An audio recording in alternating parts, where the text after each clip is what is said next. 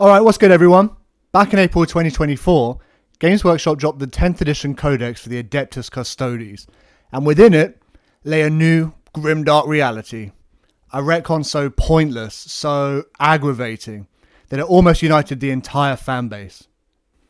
Now, aside from changing the way Custodians would be played, for the worse, it introduced a short story featuring a new character, Caladice Toravalia Kesh, a female custodian, the first one to appear within the lore. It's ma'am! It's a pretty crap story all told. Kesh is part of the Blood Games and her plan gets foiled eventually by a female officer ratting her out. And of course, the male captain is the one who has to get punished at the end of it. Now, before this frankly terrible story, I don't know who the author is and I can't be bothered to look them up. But someone needs to introduce them to a thesaurus because there is no need to use the word esoteric 3 times throughout this. Anyway, I'm just being a pedantic arsehole. Before this, there were no female custodians within the lore. Admittedly, the precedent that all custodians are male has never been quite as concrete as, say, the Astartes, who have always been explicitly stated as being male. However, the lore has consistently presented the custodians as being male. The 8th edition codex from 2018 flat out states that it is known that all custodians begin their lives as infant sons of the noble houses of terror. S-O-N-S, sons, meaning male offspring. It refers to them as a brotherhood and uses male pronouns throughout.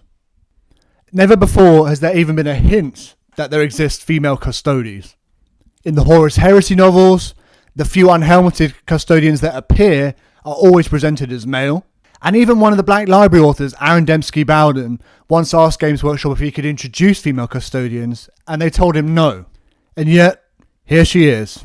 When asked on X why Games Workshop decided to introduce female custodians, they responded with the now infamous tweet, "There have always been female custodians." It's all bullshit!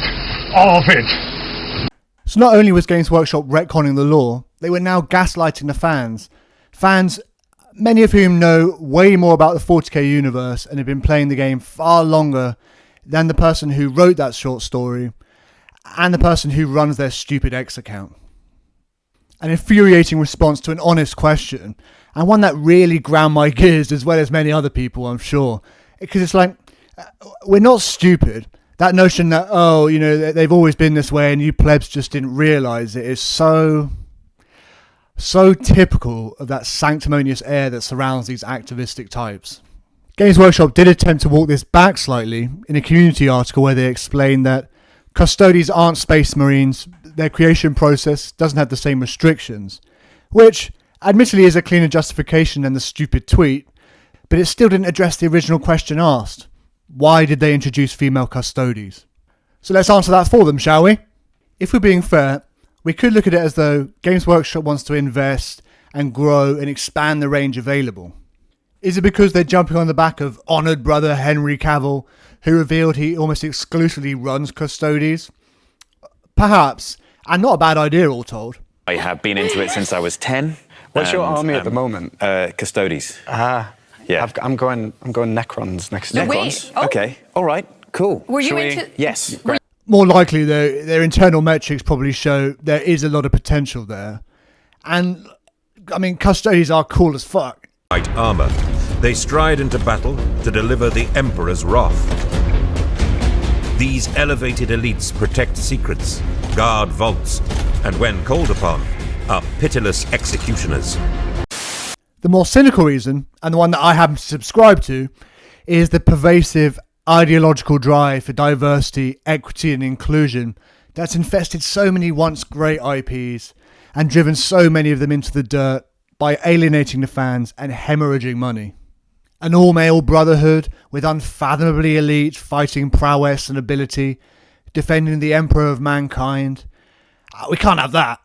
And while the Astartes have incredibly established lore, the Custodians were ripe for a quota or two. Just on the Space Marines, actually, I do worry a little bit.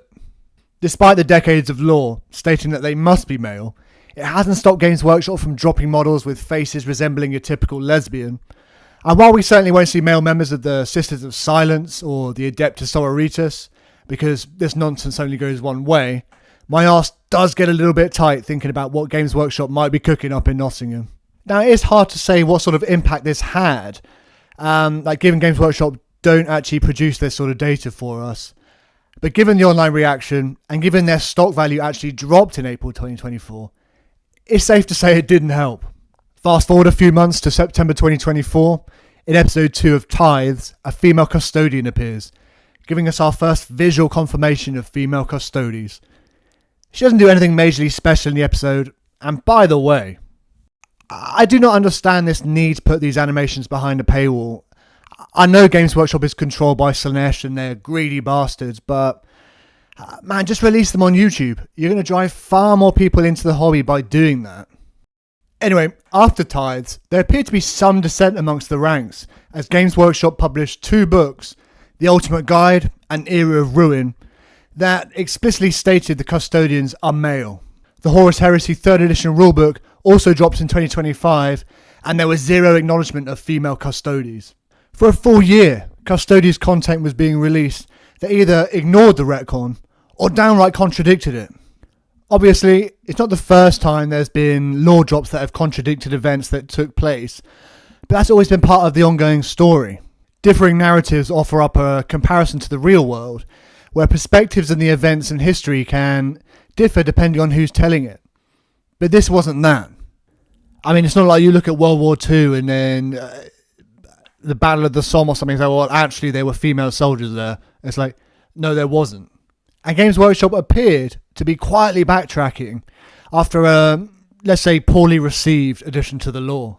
However, in late 2025, they unveiled Tirith, a female custodian, into their mobile game Tacticus.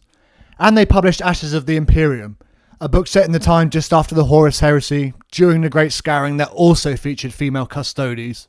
Then, in January 2026, Games Workshop previewed new Legio Custodies models for the 30k game, and for the first time we got to see female custodies ready for the tabletop. And again, the fanbase was like, what the fuck? Oh shit, here we go again. Now, to be fair to Games Workshop, the FOMO boxes did sell out. However, by all accounts, they were severely underproduced, even for Games Workshop standards. Perhaps due to a lack of confidence in the product, or perhaps the custodians just aren't that popular, and introducing female custodians certainly wasn't the way to increase that popularity. The new Legio Custodians models are actually dropping in a few days if you're interested, but good luck getting hold of them. They produce so few, even official stores can't get hold of the stock. I go back to what I was musing on earlier. Games Workshop's retconning, gaslighting, dreadful coordination, and then doubling down doesn't really scream to me that we want to expand this faction. I mean, it does physically, but in terms of drawing more people into the faction, they failed spectacularly. Which again is why I believe it was never about growth. It's about messaging. A point that's certainly emphasised when these two fuckers show up on your shareholders list. Well, behaviors are going to have to change, and this is one thing we're asking companies. You have to force behaviors, and at Blackrock we are forcing behaviors. Games Workshop needs to look at it from a longevity point of view. The fans are what built you in the first place. If they leave and that Blackrock money dries up, what do you have?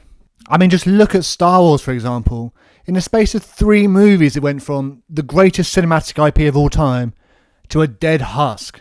If it's about attracting new fans, then just do what I said before. All that shit you've got on Warhammer Plus behind the paywall, release that on YouTube. There's a reason the Astartes short did so well. I mean, before Games Workshop fucked that up. Henry Cavill, I'm sorry, my friend. And Games Workshop, please purge yourselves of these heretical activists from your ranks. Or, you know, the Inquisition will conduct exterminatus upon Nottingham. Dumbasses.